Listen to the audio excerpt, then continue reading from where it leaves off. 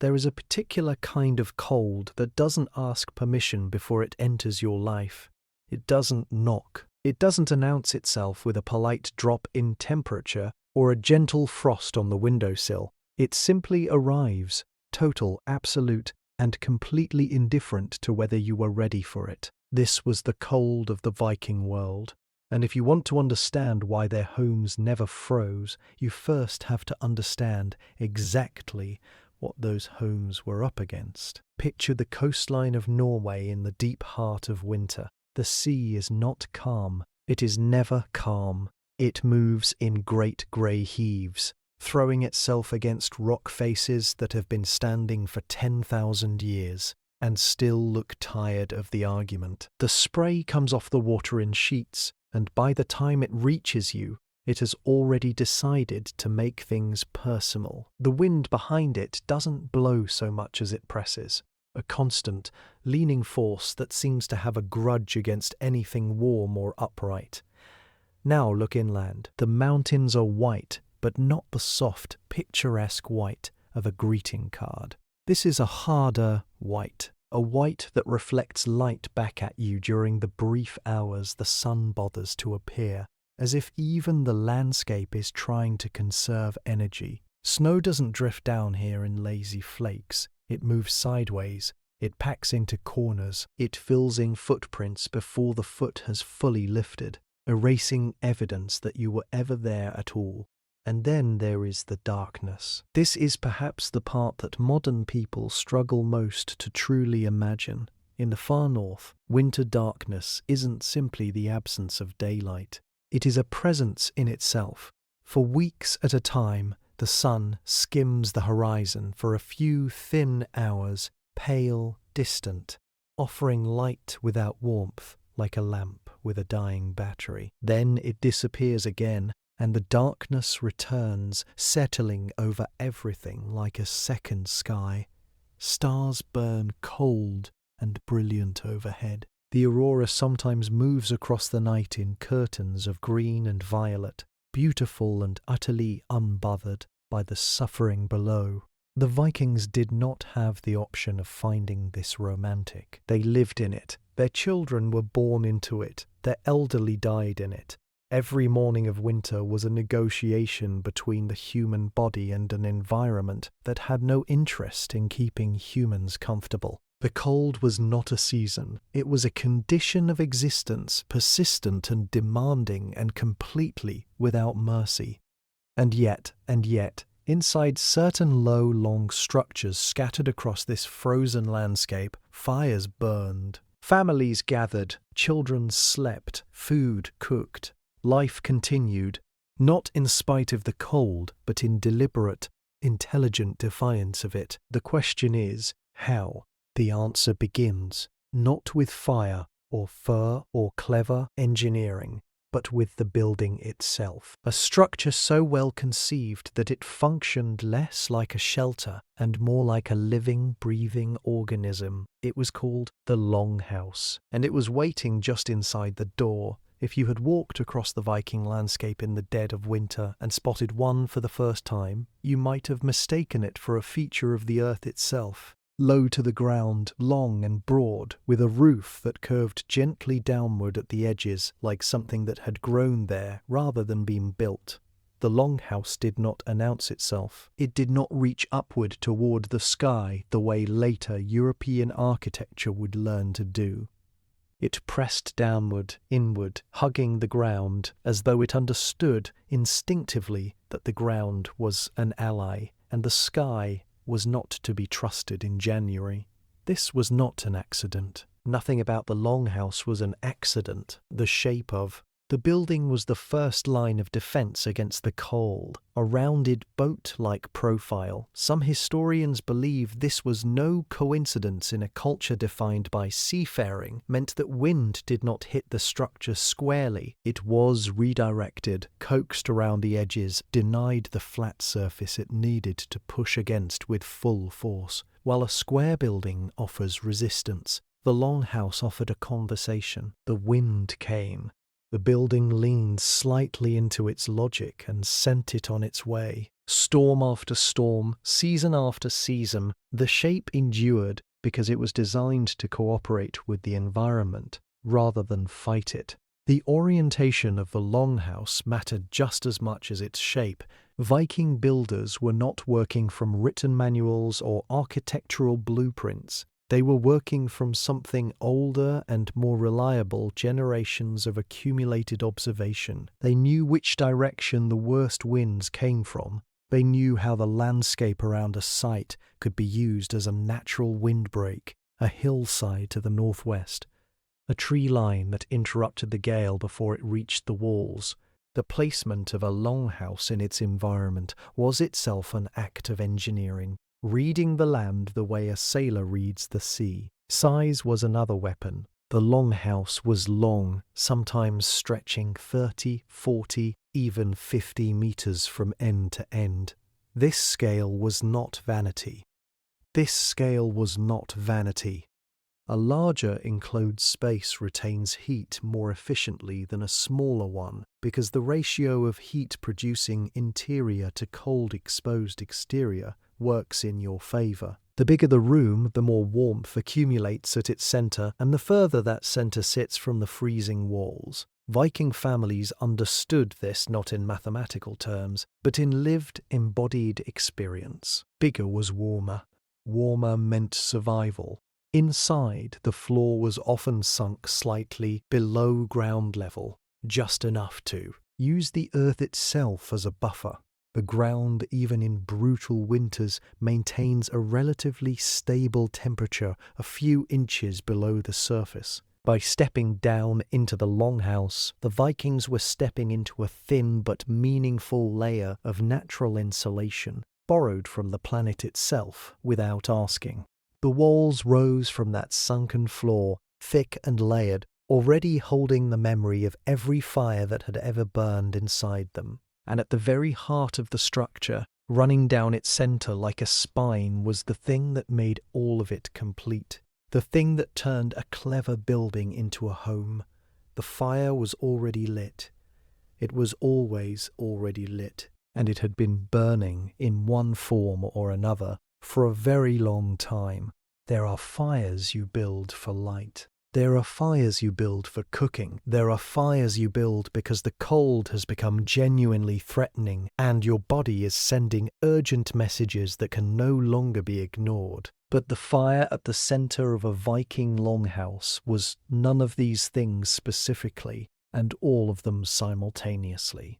It was something older and more essential than function. It was the heartbeat of the home, and like a heartbeat, it was never supposed to stop. The longfire, a long, narrow trench of flame running down the central axis of the longhouse, was not a fireplace in any sense the modern world would recognize. There was no chimney, there was no mantel, there was no glass door to contain it, or iron grate to elevate it into something decorative. It was simply fire laid directly on the earth, burning in a shallow pit lined with stone, stretching sometimes 5 or 6 meters from end to end, open, immediate, filling the entire interior with its light and heat the way a second sun might if the sun were more dependable and significantly closer. Smoke rose from this fire and did not immediately leave the building. This is the part that surprises people most when they first encounter it.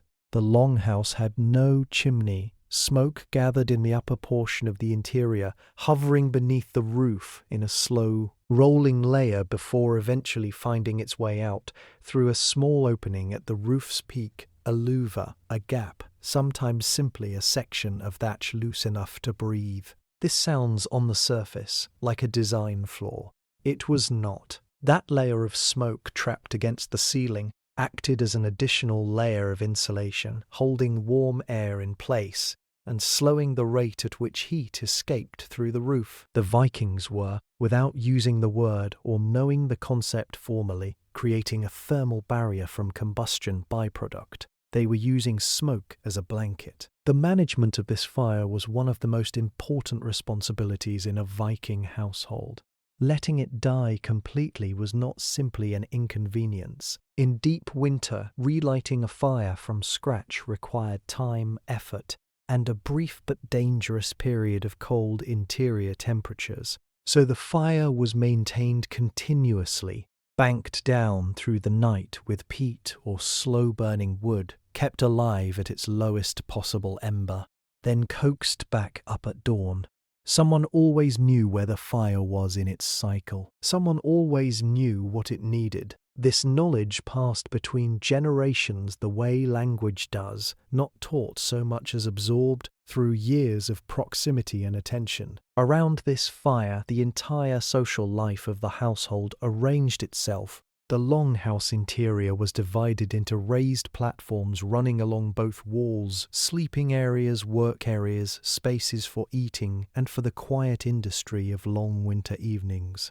Wool was spun close to the fire, leather was worked near its light. Stories were told in its warmth. The elderly sat nearest to it. Children fell asleep listening to it sew, and the fire was not in the home. In every meaningful sense, the home was built around the fire, oriented toward it, dependent on it, shaped by its presence the way a solar system is shaped by its star. And when the storm outside reached its worst, when the wind pressed against the curved walls and the snow piled against the turf, and the darkness outside was total and absolute, the fire held. It always held. Not because it was powerful, but because it was tended.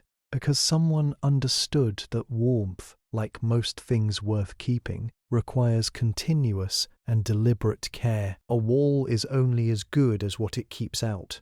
This sounds obvious until you are standing in a Norse winter with a wind coming off the North Atlantic at speeds that make you question the fundamental wisdom of existing outdoors. Then it becomes not obvious but urgent. A matter of survival so immediate that the quality of the wall between you and the outside world stops being an architectural consideration and becomes something closer to a theological one. The Vikings built their walls the way people build things when failure is not an option, carefully, thickly, with everything the land around them could offer. And the land offered quite a lot. Turf was the primary building material across much of the Viking world, particularly in Iceland and Greenland, where timber was scarce and the earth itself was abundant. Turf, thick slabs of grass-rooted soil cut from the ground in careful blocks, is an extraordinary insulator. It holds heat the way stone cannot, because it is composed of countless tiny air pockets trapped between roots and soil particles, each one acting as a microscopic buffer against temperature transfer. A turf wall 2 meters thick, which was not uncommon, created a barrier that the cold could press against for hours without making meaningful progress.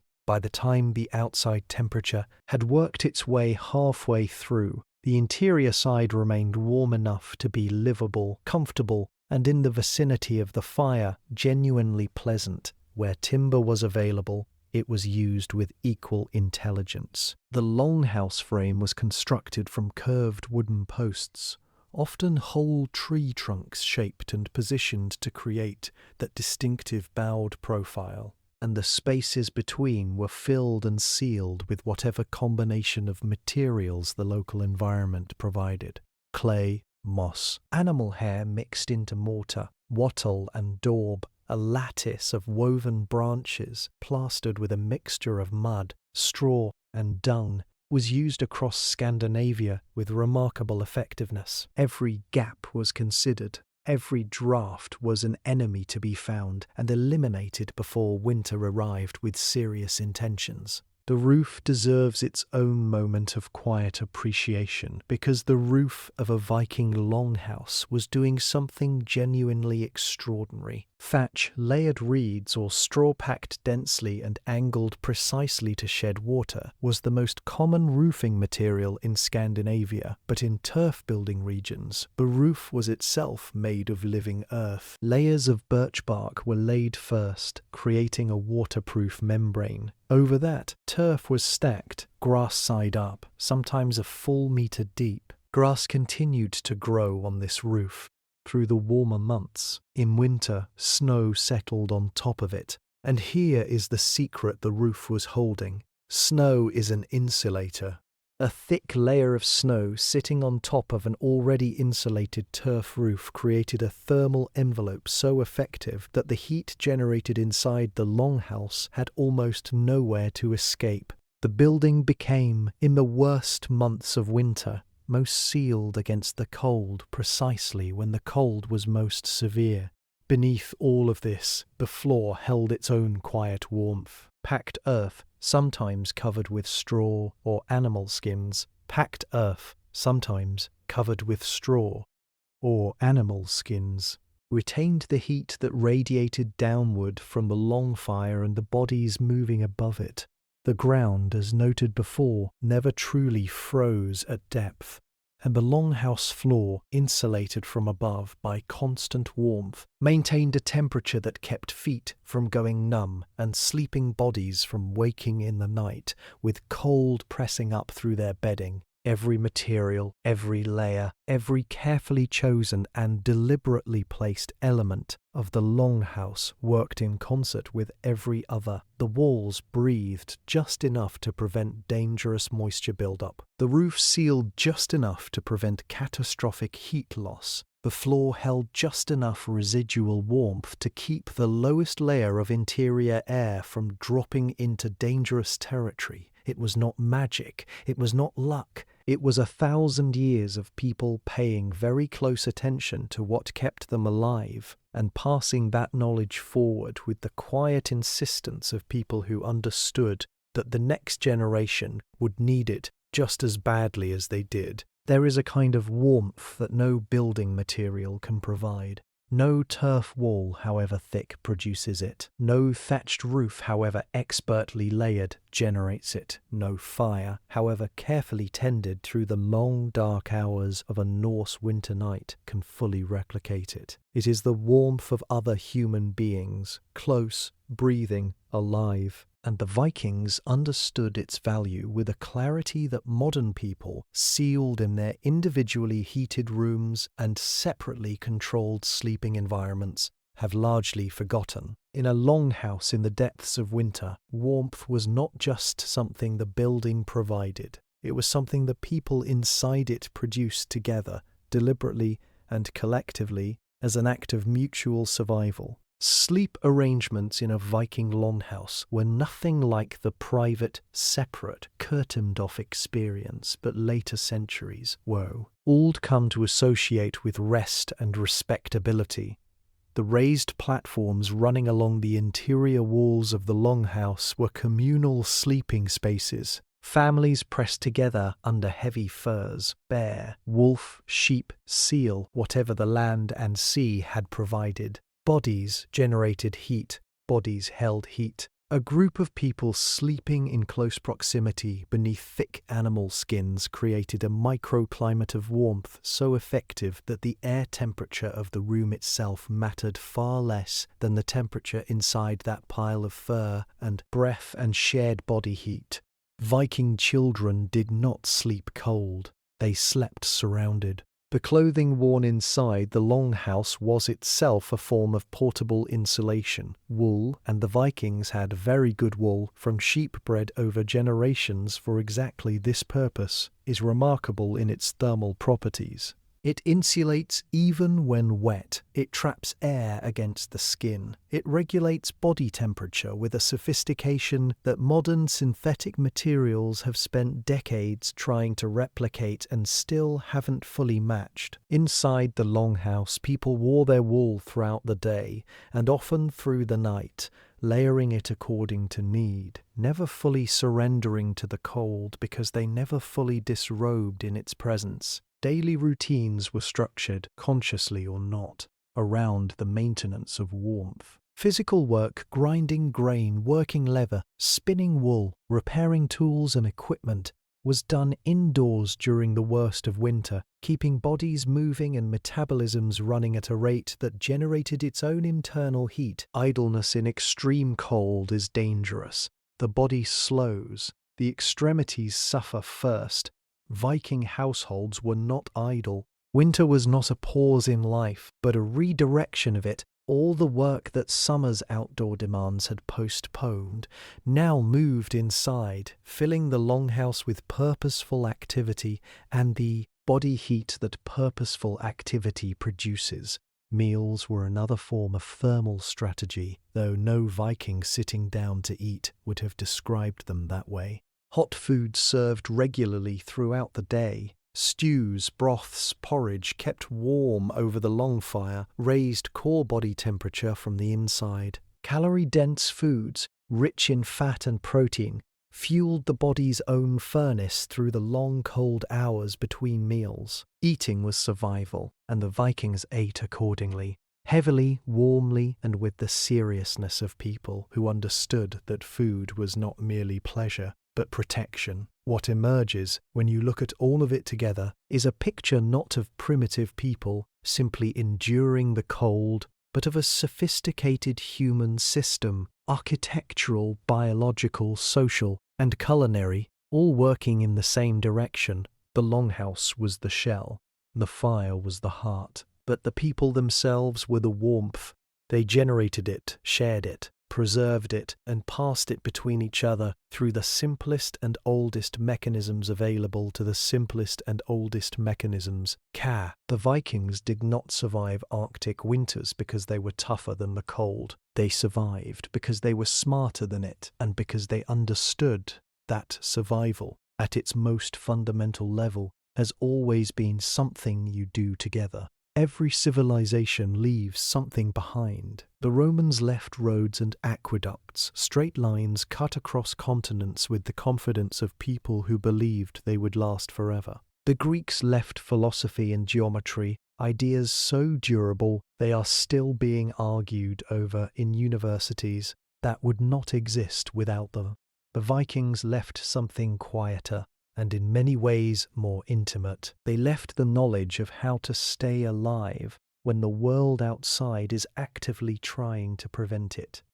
They left the blueprint of a home that never froze, and in doing so, they left us something that speaks not to the grandeur of civilization, but to its most essential and human core, the stubborn, ingenious, collective refusal to surrender to the cold. It is easy to misunderstand the Vikings. History has not always been kind to their complexity. The raids are remembered. The longships cutting through morning fog toward unprepared coastlines are remembered. The helmets, historically without horns but romantically insistent upon them, are remembered. What is less remembered, less celebrated, less turned into legend, is the quieter achievement, the family sitting around a long fire in February in Iceland, in the dark, warm enough to tell stories, the child sleeping beneath a pile of furs while a blizzard dismantles the world outside, the elderly woman tending the fire at 3 a.m. because she knows, from 70 winters of accumulated wisdom, exactly what it needs. These moments did not make the sagas, but they made the Vikings. What their homes represent, when you look at them honestly and completely, is one of the most sophisticated expressions of passive engineering in human history. Not passive in the sense of accidental or unintentional, but passive in the technical sense, meaning a system that functions without constant active intervention, that uses the properties of its materials and its environment to do the work of keeping people safe. The turf walls did not need to be switched on. The curved roof did not require adjustment. The sunken floor did not need to be programmed. These elements simply worked, continuously and reliably, because the people who designed them had thought carefully about physics and environment, long before those words existed in any language they spoke. Modern architecture has spent considerable energy rediscovering what Viking builders knew by instinct and inheritance.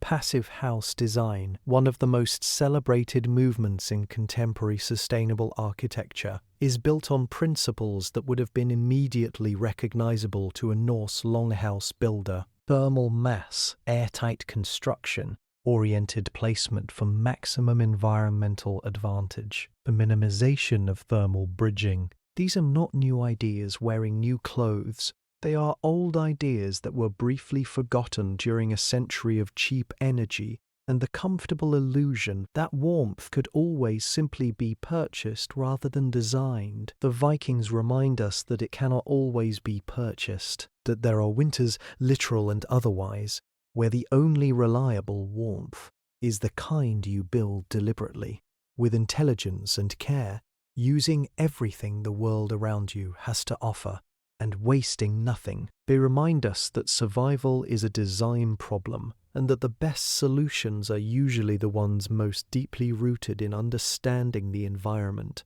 rather than fighting it. And perhaps most importantly, they remind us that warmth has never truly been an individual achievement. It was always the longfire and the bodies around it. Always the walls built by many hands and the roof thatched by a community preparing together for what was coming. Always the furs shared between sleeping people who understood, without needing to articulate it, that the cold is easier to face when you face it together. Outside, the Arctic winter still arrives the same way it always has. Uninvited, unapologetic, absolutely certain of its own authority, but somewhere in the long memory of human ingenuity, a fire is still burning. It was never allowed to go out, and as long as we remember who tended it and why and how, it never will be.